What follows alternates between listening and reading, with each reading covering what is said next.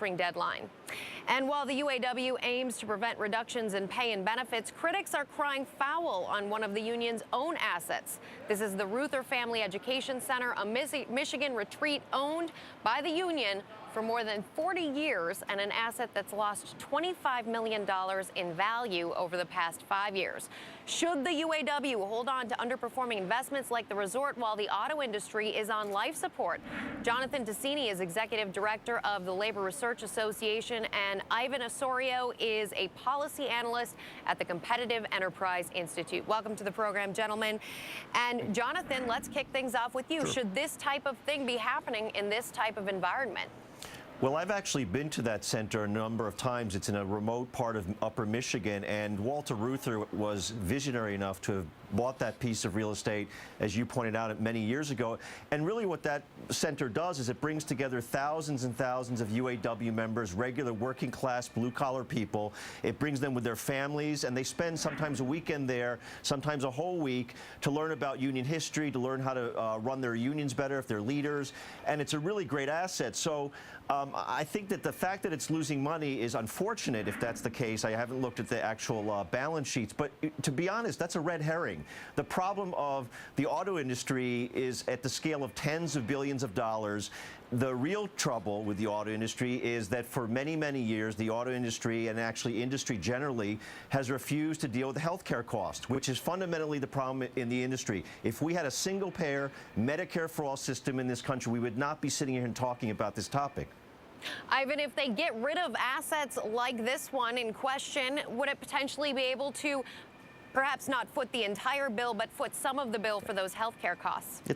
No, it wouldn't. I mean, it's nowhere near. But at the same time, like, I mean, sure, it's a very nice facility, but I'd like to know what any of this has to do with owning a car company, which is basically what the UAW needs to worry itself with. 38% of GM majority stake in Chrysler. I mean, UAW is now the owner, and they basically I would much rather have these millions come from the UAW rather than the taxpayers. Well, let's just take for argument. Let's say sell the thing, which I think is difficult in Upper Michigan. I think you couldn't get very much money. It's in a very remote place. But let's say sell it. You're not going to really deal with the problem of the auto industry by selling. It's a red herring thrown out there by anti-union people to try to paint the union as the problem, when in fact the problem again is really twofold: mismanagement on the part of the executives of General Motors, Chrysler, and Ford over many years, and number two, healthcare costs. If we got past the ideology of this anti-unionism and focused on healthcare, if we implemented a national single-payer Medicare for all system, you would rid the problem in the auto industry of the tens of billions of dollars of healthcare costs, not to mention industry generally in America. And we'd end up with lines for healthcare we do with Britain and Canada. I mean, that is a different issue, and it takes two to tango. No, it is exactly. You're talking about the cost structure of the auto industry, and fundamentally, the number one problem in the auto industry is healthcare costs. It's the tens of billions of dollars. Your lead story talked about the VIBA, which the UAW, as a concession, took upon itself to try to manage. The fundamental problem is healthcare costs. So let's put aside the ideology of this anti-unionism, and let's be practical and wrap our minds about the real economic issue, which is healthcare costs. But that's not the only issue. Well, there's also too many dealers. Sir, if you... Jonathan, if you could just let Ivan make a quick point, because I know you've had a chance to make some. So, Ivan, jump in. Well, yeah, there's also got too many dealers. There's also, another issue is also building cars people want to buy, and which is one thing for which I would more strongly criticize the UAW, though it really falls on the government, which is going along with this new ratcheting up of CAFE standards, which is greater government intervention into the design of cars, which has basically forces automakers to sell smaller cars, which it's forced to make under CAFE at a loss in order to make the cars people want to buy. And gas prices are fairly low right now. Well, and so you're not going to pack people into smart into the late car back until gas prices way go up. Look, if let's go back 20, 30 years. If, in fact, the auto industry executives had been smart enough to build and engineer fuel-efficient cars, it's likely that we would have had a better market to sell cars into.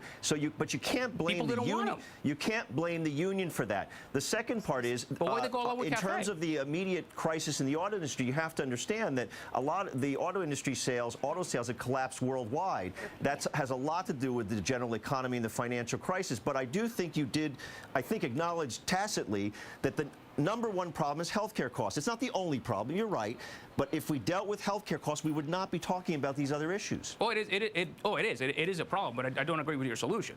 Jonathan, that's a different issue. Fair enough, we can debate that, but if you eliminated the tens of billions of dollars of healthcare costs, we would not have this crisis. Well, Jonathan, I'm curious to know, because when you talk about those healthcare costs, look at the industry. It's an essentially bankrupt industry at this point in time, at least when it comes to the United States and our role in the industry. You say, though, that in spite of that, in spite of the fact that healthcare is the underlying issue, that having more unions in this country would have actually prevented the economic crisis from getting as bad as it has. So how do those two actually fit together in your view? Well, let me talk about the broader macro question. I believe, and people run around talking about how wonderful America is and how wonderful our economic system is. And the fundamental reason that people want to come here is because they believe that they can achieve the American dream. The labor movement created the American dream. That's just a fact. It's unions that created the ability to have decent wages. Had we had decent wages in this country, had the labor movement represented 30% in the private sector, not 7%, people would not have had to be on credit their entire... When you take a look, Jonathan, I just want to break in and say, when you take a look at the optics of it, you have an industry that is essentially bankrupt, but the optics of it, the union that underlies it is essentially the wealthiest union in the country, $1.2 trillion in assets. Billion. Well, billion, trillion. It's like well, these days. Right, trillions collapse and evaporate immediately. But let's not confuse the question of the union as an institution versus workers. My point about the collapse of the economy was that people were forced to buy with debt, with plastic. When that expired, they had to use equity in their homes. This collapse that happened a year ago had really at heart the problem of debt. People did not have decent wages. Wages have been flat for 30 years while productivity has skyrocketed. My view is that if the labor movement represented 30% of the workforce and not 7% of the workforce, people would have decent wages and we wouldn't have been in this posture now. Okay. Jonathan, Ivan, thanks. We're going to have to leave it there, but obviously a continuing conversation. Appreciate both of you being with us today. Consumers, meantime, they've been trading down to private label food brands in this economy, and that's been leading to big profits for grocery chains and food makers. Details when we come back.